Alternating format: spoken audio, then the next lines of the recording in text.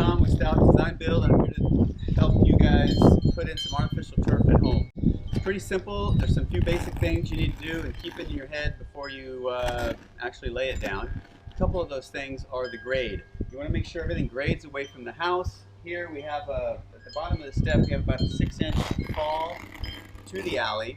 The water will go away from the house. There's a little area in here you can't really visually see it, but it's kind of lagoonish. So in Southern California, when it does rain, we like to keep the water on site and not let it all go out to the ocean and pollute everything. It also helps keep the plants and things going in the property so you don't have to water as much. So with that being said, the grading, the other thing is the base. Decomposed granite is what we use.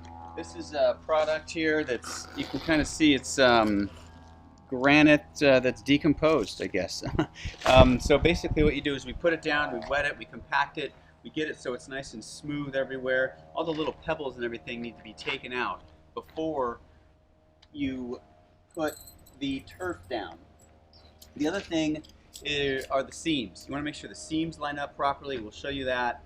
And the other thing is the direction of the grass. So the grass always faces one direction or the other. You got to make sure it all faces the same piece. Here we have 1, 2, 3, probably 4 different pieces.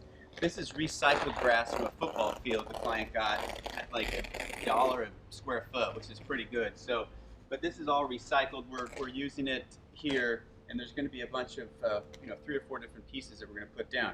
Basic tools: hammer, a blade. There are these staples here, which are really work well, as well as some nails that you can get these in bulk.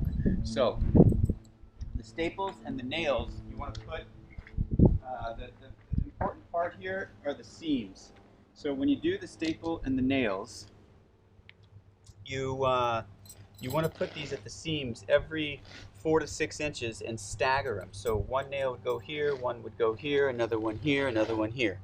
Now, when you put these nails in, you need to first make sure that, the grass was cut on this line right here, right next to the mat was cut right next to the actual grass blade. So there's not a lot of slack between here and here. Same on this side. They're both, and we can line them up perfectly together, just like this.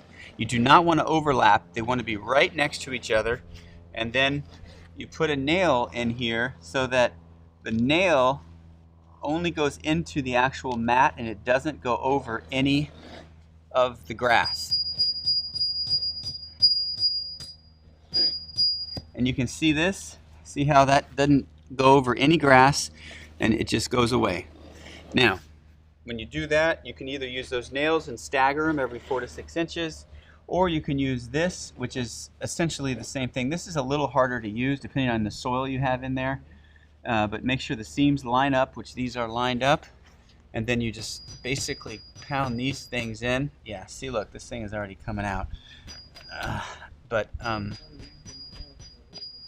Okay, these are a little tougher because you got to pull the grass out from underneath it and make sure that there's nothing under it.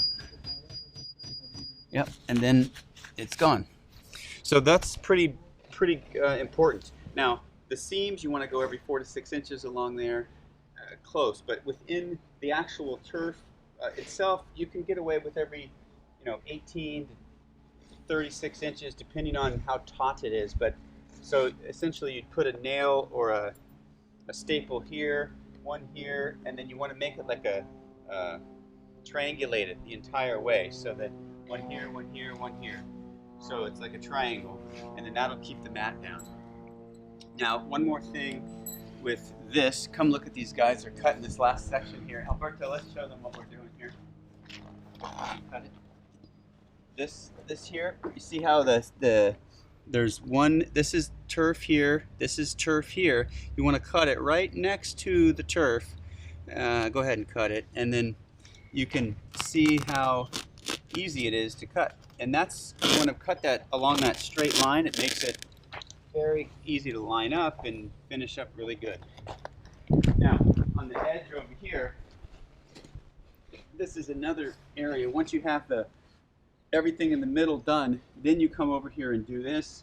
and we've got binder board here on the edge. So what we would do, if you can see this, is cut right along here, and then we would put the staples again along here every 4 to 6 inches on the edges. That way it holds it down. So those are the basics. Oh, one more thing, if you choose to do it. Some of the grasses that are out nowadays don't need it, but there's stuff called infill.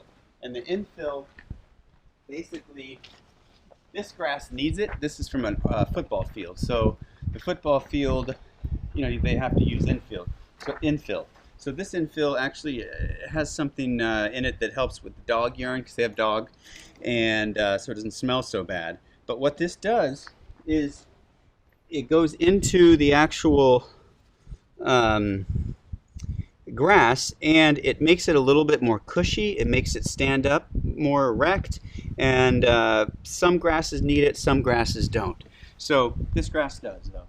But there's a lot of good grasses out there. You're going to pay $3, $4, $5, $6 a square foot for it, but it actually has a lot of thatch in there, and it sticks up really, really nice. Anyway, those are the basics of installing artificial turf. Good luck.